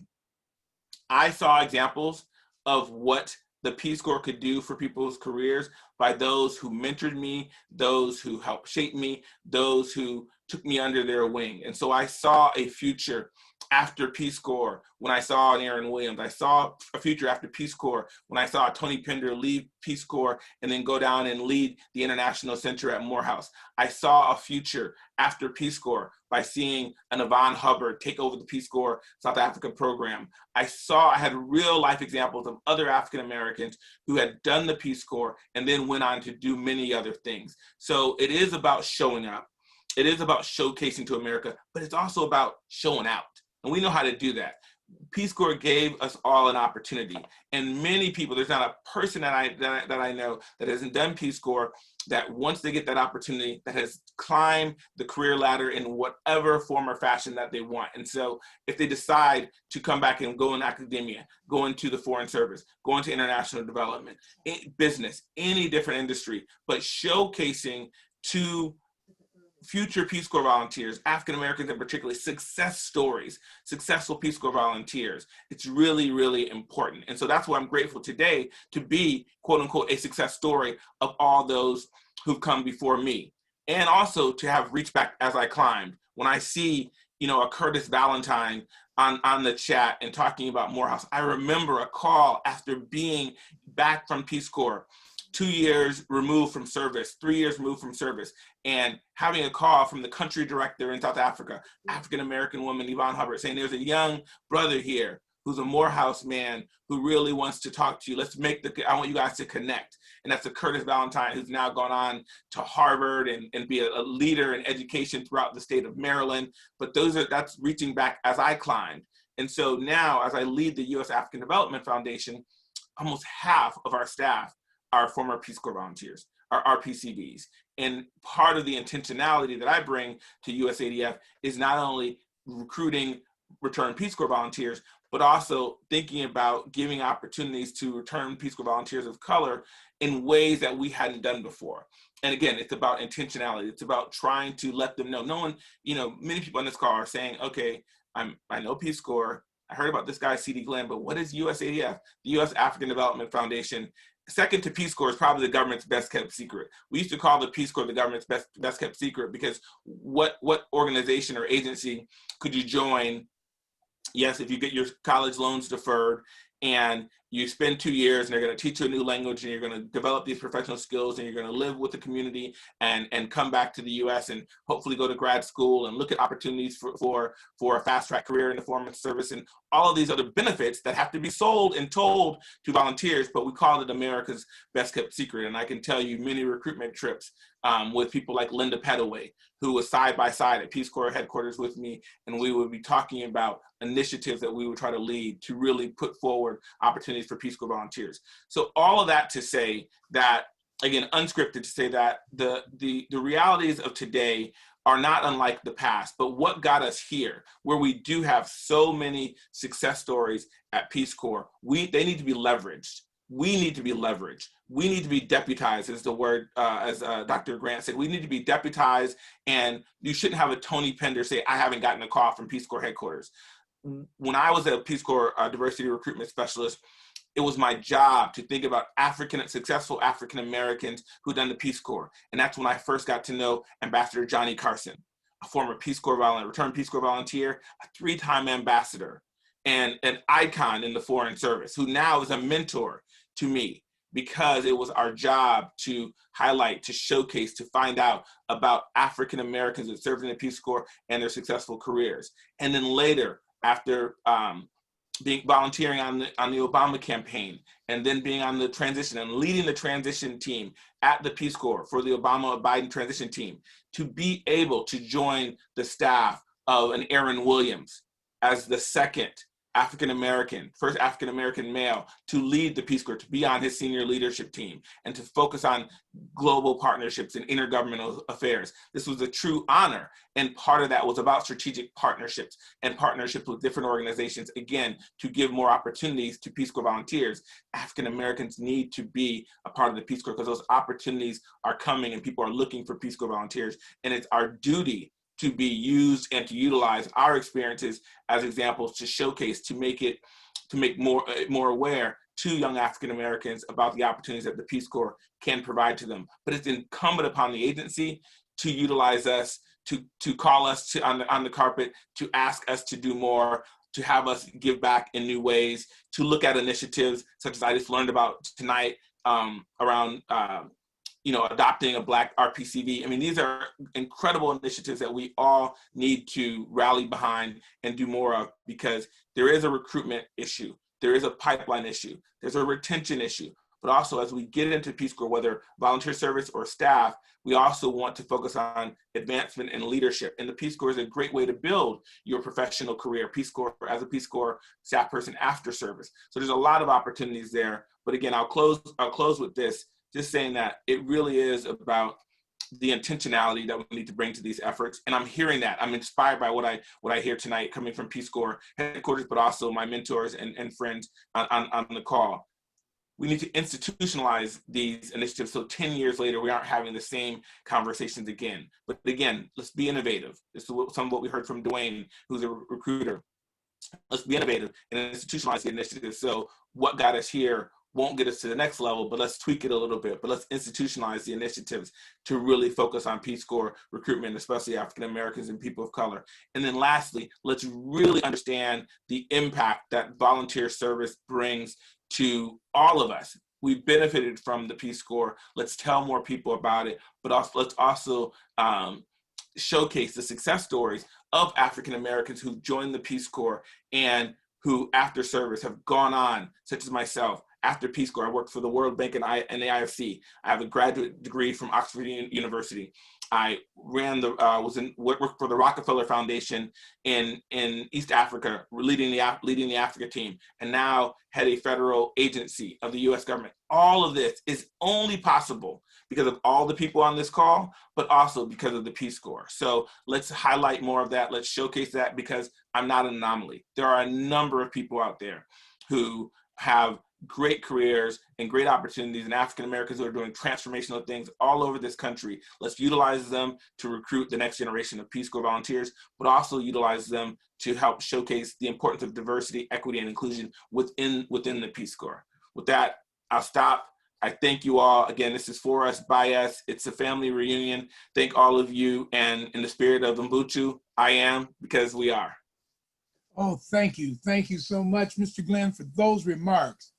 They certainly have been inspiring, and I know that we would certainly have a number of questions coming from our panelists, and I know we have questions coming from those people who are in the viewing audience as well. Let me just start out by asking, we've had 3 outstanding panels to address the issue of recruitment, and this goes back to Mr. Matthews and Ms. Thompson. How can we, if we have a new Peace Corps, what would your focus on recruitment be? Now, if we can do this within, let's say, 2 minutes each, I'd like to have your perspectives on that. What would the new recruitment effort, or what policies would you implement to increase the African-American presence in this new Peace Corps? That's panelists Matthews and Thompson. I guess within this current pandemic, we so far have currently been ramping up a lot of our virtual conversations, obviously. So like just today alone, myself and another colleague by the name of Natalie Felton, she and I did a African or a minority male video that we're going to be distributing to different universities throughout. But I guess you said, what type of policies would I set in place? Yes. I don't know necessarily a policy. However, I do know that if they're trying to attract Black folks, they're going to have to put money where their mouth is, right? Or Peace Corps has to put money where their mouth is. The marketing has to be catered to. It has to be. Matter of fact, I was looking at an old Ebony magazine, and it had from 1978 with Ali on the cover, and it had Carolyn Payton inside of it. It had Carolyn Payton talking about the exact same things that we're talking about today, right? But the fact of the matter is that she had a 3 or 4 page ad that was talking about African Americans and the need for them in Peace Corps. And then so I don't know why that funding. I don't know where that money is being allocated to, but I do know that if they're trying to target us, the budget needs to be bolstered up, and it needs to be very specific on how and who we're trying to attract. But as far as policy is concerned, I would have to get back to you on that. With that, that's a good question. Okay, and I think we have a wonderful opportunity. Again, credit should be given to Mr. Foote. We have a marvelous opportunity to engage in a new dialogue, which will allow us to help create that new entity, that new Peace Corps. Ms. Thompson, would you like to comment on that? Because you gather former volunteers, former African-American volunteers together. From your experience and interaction with them, what have they shared with you relevant to policies that need to be formulated in order to increase the numbers, the presence of Black volunteers in the Peace Corps? So I'm gonna have to ask for, a little forgiveness in my answer, because recruitment is not as much my forte as is Brother Dwayne's. I'm just a mere old volunteer, RPCV, who has never recruited formally, really for Peace Corps volunteers. But when I've talked to volunteers or people who are interested in becoming Peace Corps volunteers, really just kind of not just working through they themselves, but also kind of going back to my Peace Corps retention comments, is working on the hearts and minds of their family. There was a comment in the chat about how do you convince people to go somewhere where they know nothing about and Right. to be around people that they don't know anything about. That's the question that each and every one of us who have served in Peace Corps is faced with from our family and from our friends. And somehow, some way, we have to kind of make that answer up for ourselves. And as I think back at some of the comments that I've seen on some of the social media groups, that's also a question that people who are debating getting into Peace Corps have to also grapple with. My mom was not a big fan of my going into Peace Corps. I had to talk to her. My dad echoed my mom's statements. And so really winning over the entire community, the hearts and minds of not just potential volunteers, but their support system and their networks as well, I think can be benefited from a strong marketing campaign about what the Peace Corps is and what it does and how it can benefit one. Would any of the other panelists, okay, I'm sorry, Dwayne, continue. Yeah, well, to chime in on that, I mean, I think something that was often said, it was the each one teach one or each one reach one. Like, I mean, we all got a voice, and for Peace Corps has made a huge impact on our lives, right? And I think somebody said in the group chat that we need to go to these high schools. We have to go to these grade schools to let them know the alternative, you know, to life after undergrad, or knowing that Peace Corps at the very least is an option.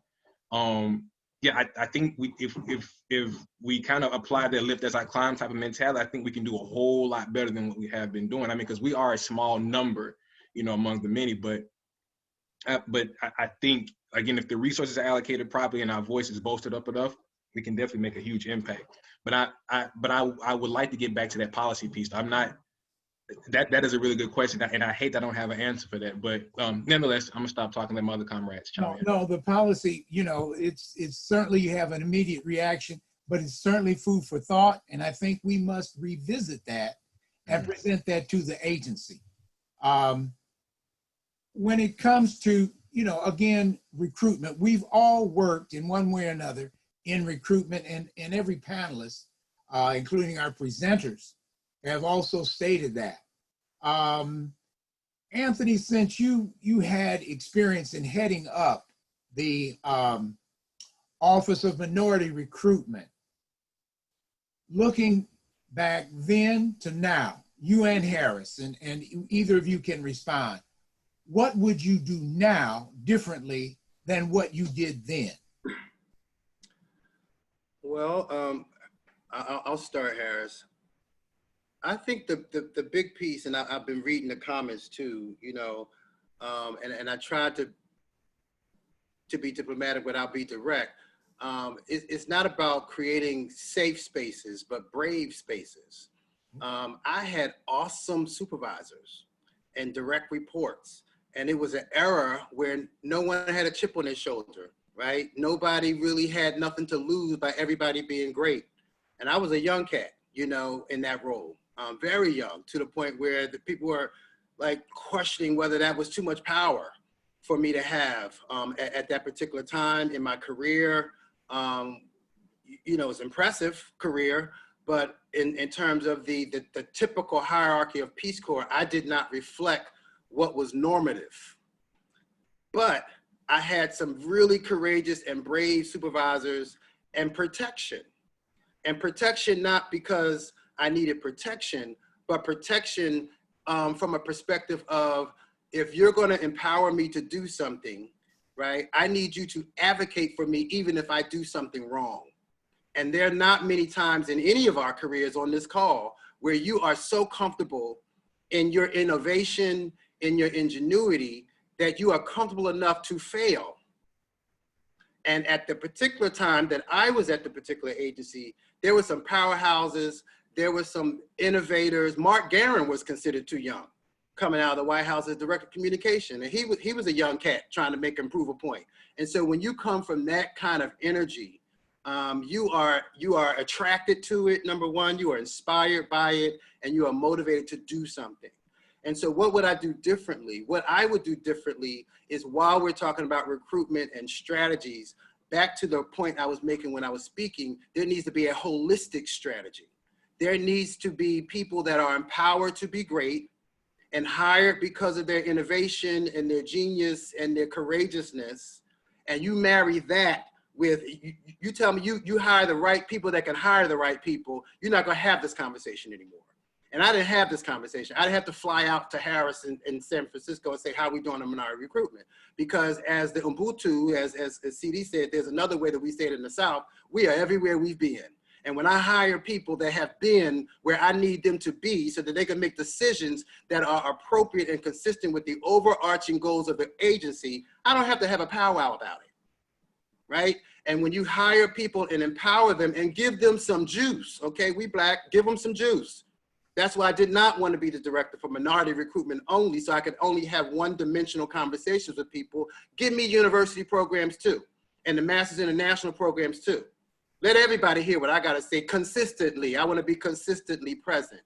And so I know there's a different time, and I know there's a specific question that you're asking about minority recruitment, but when you have people that are empowered to make the kinds of change that represents the kind of agency that we know is equitable and efficacious for all of us here, that's what we do.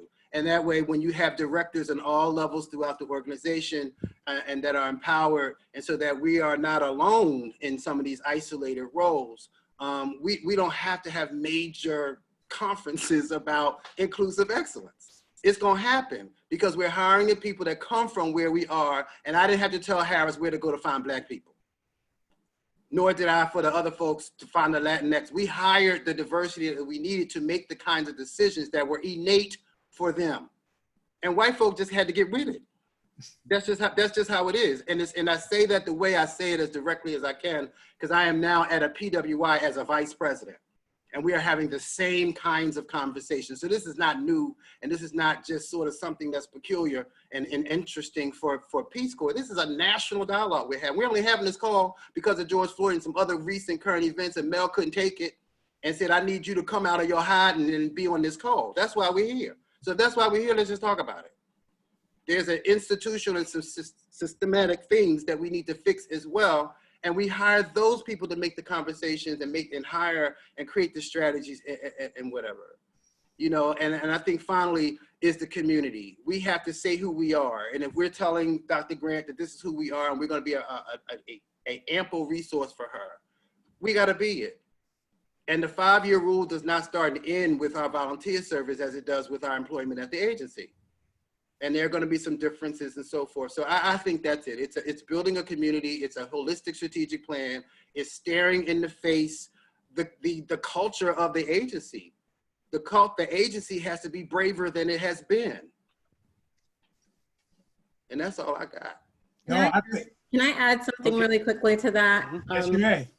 I think all those points are great. And one of the things that is low-hanging fruit is leveraging the power of technology and leveraging the fact that when, I'm just gonna say Africa for now because, you know, that's where I served. But if we even look at the perspective and people's awareness of the continent is very different from a decade ago.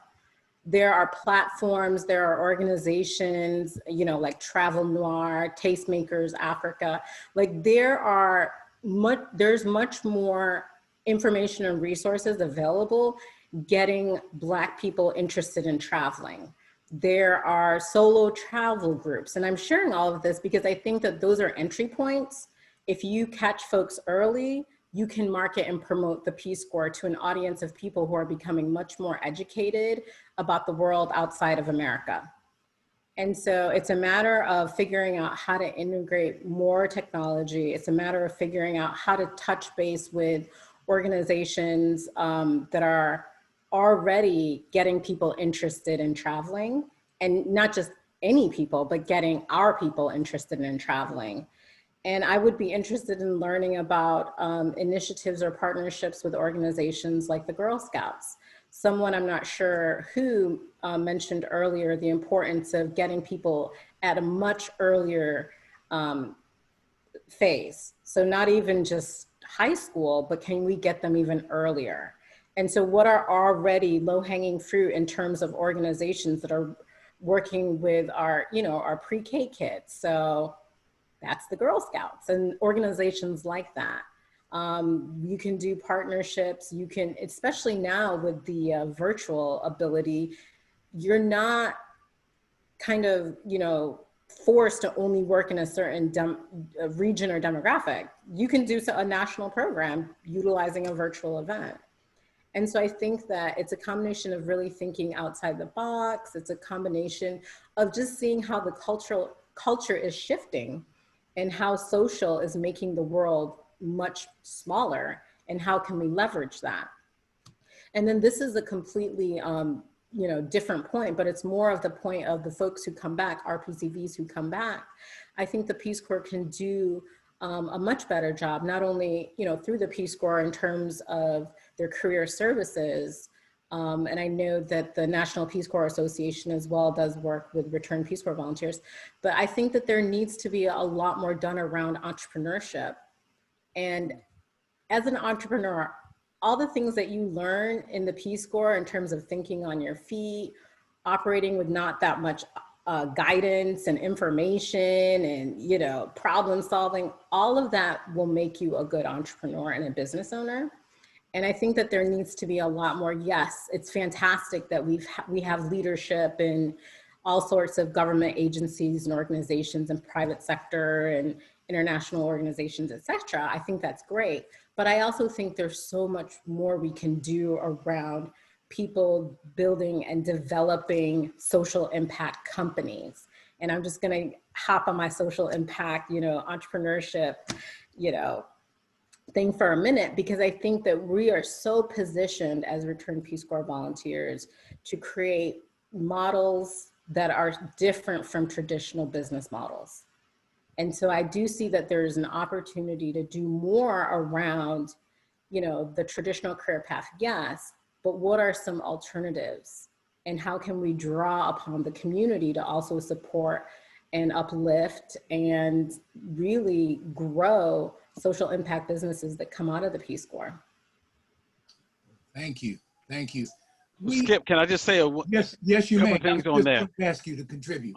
Okay. Thank you, Rama, and thank you, Reverend Pinder, for preaching. Okay. I like to ask the question, what can be done differently? I like to ask an hyperbolic question in situations like this. I ask this: what if the goal of Peace Corps was to have 90% of Peace Corps volunteers to be people of color? If that were the goal, what would have to be done backing up from that? What would have to be done differently? How would recruitment be? How would benefits be explained? How would the application process be? How would re-entry be? That's just one way. And then if you take it even further and say, what if in 1961, or maybe in 60, when they were actually designing the Peace Corps, they were designing the Peace Corps for people of color and people from lower socioeconomics, 90%. How would the Peace Corps have been then developed at that time? So I know those are, like I said, a hyperbolic question, but it makes me think of what things can be done differently and how we can look at this. One thing I think about when you think about Peace Corps and you think about in 1961, 60, who did it appeal to? Who's it catered to? And it was young, white, usually female, but not only, but from middle or upper class, whatever. And then it has just grown from there. One thing we can learn, we should learn something, we should learn what not to do from the National Park Service. Over the last century, the National Park Service has been catering and been, it's just been, let me just say, a white thing. And now they, at year 100, they want to bring in people of color, but they want to bring in people of color to a structure that is still very white, but just change on a poster, put, instead of a white person, put a Latino. And they actually had a focus group once, and they had a Latino man walking through a national park, and they showed the focus group. And all the people said, well, where's his family? Would his whole family be with him? Where's the food? So it has to be done a different way. So Peace Corps 2, the structure, over 60 years is one. How do we rebuild or rebuild a part of it? And we can't forget that equality is different from equity. So we don't have to treat everyone the same. But if people coming in, people of color, people Black, lower socioeconomic levels, yes, they should be treated, given different benefits, given different opportunities, a different return. What's that pay call when you come back in? Or Readjustment allowance. yeah, readjustment, whatever. I mean, or if they fit, if they're within a box of, when they're going into Peace Corps, they have this much debt, they have no income, they have family obligations, whatever. I mean, I don't know what it is, but they get a certain type of benefits and get certain type of opportunities. So those are just things that I would say we need to look at differently. And they're bold, and there'll be a lot of pushback. But I think we have to look at it and ask those bold questions. If we really want to get high numbers of people of color into the Peace Corps, what will we have to do, or what will we have to stop doing? And I'll stop there. Oh, thank you. And believe it or not, we only have 1 minute left. May I suggest to our host that at some point we continue this dialogue, because it certainly is constructive dialogue, which is long overdue. And we need to, I think this is a perfect group to engage in dialogue with the Peace Corps. Thank you so much, Dr. Grant, for joining us. And I would say that this would be a group that could certainly support your efforts to make the needed changes that we have discussed today. I think I better turn it back to our host, Mr. Foote. Would you like to close us, please? I think you should do that. Thank you very much, Skip. First, I want to thank everybody. I thought it has been an enlightening conversation. It's definitely scratched where I thought we itched. I think that we hit exactly where we need to. I need to do a few things to clean out. One, I want to recognize Ambassador Nuruddin Sati, who is the new Sudan ambassador to the United States. I met with him a couple weeks ago when he first arrived, and he wanted to follow this. So I just want to say hello to Ambassador Sati. You all get to know him. He's a very sharp, very dynamic, and very committed to some of these processes here. But Ambassador, thank you very much for joining us. I also want to thank Darlene Grant. I think she really made. I think we all agree that we have somebody in the Peace Corps that we can definitely identify with and support. So we look forward to following up on this discussion. I don't know if you want to have a quick word, Dr. Grant. Go ahead. Thank you. And this has been a wonderful event. I'm loving the notes, and I will be talking with your team, Melvin, to find some way to capture that information. It's extraordinarily useful, and pushing the paradigm, pushing these ideas is critical. Thank you very much. Thank you. I apologize for Congresswoman Karen Bass. She was vetted for the vice presidency. And apparently there was a meeting tonight with the top brass from the Democratic Party, and she had to be on that. And they were trying to get her around by 7:40, but hey. But I do want to say where we go from here. We're going to have a meeting with Congresswoman Bass. I'm hoping sometime in October. We haven't set the date yet for this crowd to actually drill down a bit, in terms of how we see ourselves contributing, and certainly to offer support to the Peace Corps during this time of, transition, if you will. We want to make sure the Peace Corps is safe and the Peace Corps continue to do the Peace Corps thing, but we want to make sure that we also are part of that discussion. We also are hoping to have a meeting with you, Dr. Grant, at some point. I think we need to follow up after we digest a bit, and to get your thoughts on how we can best help you, how we can best assist you in carrying out your mission. We think that we can be helpful, and as you can see from the people on this panel, and this is just the tip of the iceberg. I want to also say, when I first joined the Peace Corps, I was a student out in Colorado, up in the mountains of Colorado, Gunnison, and I used to have a column in a newspaper called The Back of the Bus. So every week I wrote about the experience of Black people, and my audience were the cowboys and the folks up in the mountains. So a guy wrote me a note and said he wanted to see me, a white guy from Michigan. And so we met over coffee, and he told me that he went to Ghana as a Peace Corps volunteer, fell in love with a Ghanaian woman, and wanted my opinion about interracial marriage. So we, you love who you love. I can't tell you about that. But I said, what is this Peace Corps? And he told me about the Peace Corps. So I was excited. I said, I want to go to Africa. So I put in my application, and sure enough, a few months later, they wrote back, said, you're going to Ethiopia, Peace Corps volunteer. Now, I thought Ethiopia was in the Middle East because of the Bible story, Bethlehem, Jerusalem, and Ethiopia. You couldn't Google back then. I'm older than most of these other guys, Tony and these guys. But I went to the library and found an atlas and saw a map of Africa, and Ethiopia was right in the middle of the heart of Africa. So that's how I found. But I thought when we flew over to Ethiopia as a Peace Corps volunteer, I really thought that Tarzan would be at that airport to take us to the village. That's the level of knowledge that we had about Africa. And people, I tell that story, people are just shocked by it. How could it be?